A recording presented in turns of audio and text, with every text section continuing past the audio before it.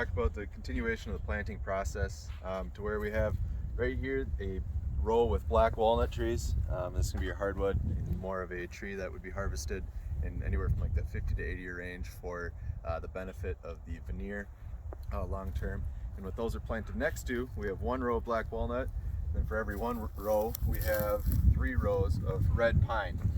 With the red pine, it's kind of used as a what they call a trainer tree to grow kind of straight and tall and a little faster than the black walnut. And with the black walnut trying to compete with the red pine, it also will grow taller and straighter and have less knots coming out with the branches created when it has more sunlight around it. So it's kind of reaching up with the canopy. And then with the red pines, the harvestable options there are going to be the first stage of a pulp, and then onto like a lumber, and then onto, I think 6 years down the road would be like a telephone pole option.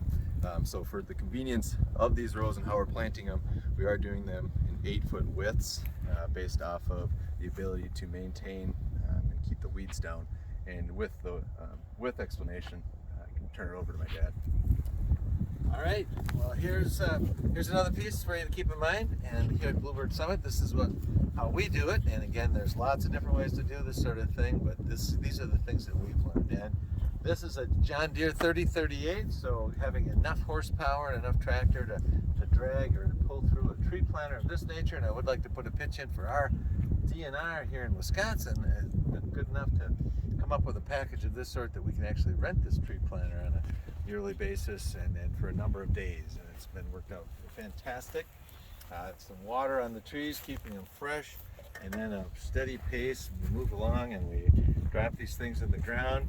And as Chad mentioned, there's a certain spacing for this whole thing, and you can see at the front of the tractor we've got some 2x4s fashioned together so that there's a distance on one side that's equal distance on the other, so that we can keep the rows uniform. And that's a great way to make sure that your rows become straight. And as you saw previously, giving the rows a chance to keep straight for the space is really important. And then finally, just a couple of points on, or a single point, when you come in and you start planting, you know, the perfect spacing of the tree between the trees is probably 6 feet.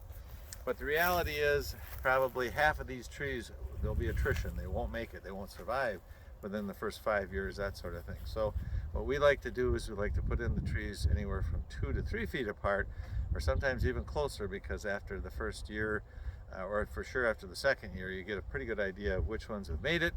And then if they do all grow, then there's some thinning that has to be done, but mostly there's attrition. As much as 50% of the trees don't make it. So there's an advantage to squeezing them in a little bit tighter to begin with, and then dealing with it a little later if in fact you're fortunate enough for them all to grow. So that's some kind of things to keep in mind as you go about the task of planting. And now we're going to jump on the tractor here and load up the planter, and we're going to start putting trees in the ground. Yeah, and then another part with the attrition is the acidity of the black walnuts, that as they mature, they start to develop an acid that will actually kind of go into the ground and kill off those trees around it.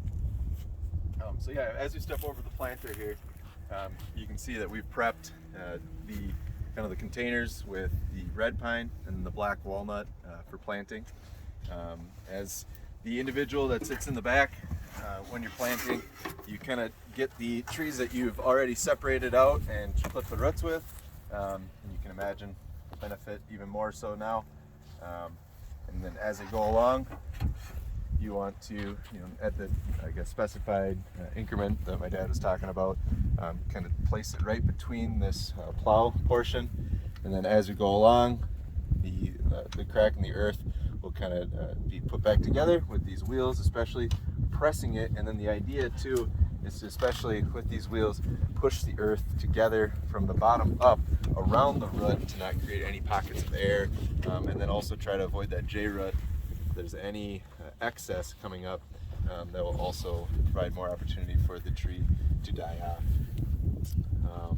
And then as we're going through, keep in mind to avoid your hands getting in between the wheels, because as I was told, it won't crush your hand, but it'll definitely hurt.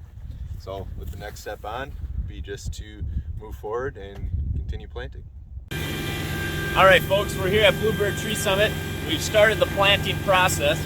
So Chad and I are on the back of the tractor in the planter, and you can see as Chad described what is actually happening here. So yeah, as we have here, the key is to grab the tree and separate them out, which is a benefit because they are untangled and clipped. And in the past, we'd have to kind of rip them apart and kind of drew some concern with the prospects of the tree surviving. So it is a benefit to be able to pull them apart easily enough as we're going along, because we're technically going pretty slow, but from this angle it seems like we're going very fast. But the main concern should be around grabbing the tree, getting the root solely and clearly within the crack that the flower is making, and then holding it through the wheels, avoiding your hands getting between the wheels, and then holding it upright to ensure that it grows straight, secure, and hopefully survives.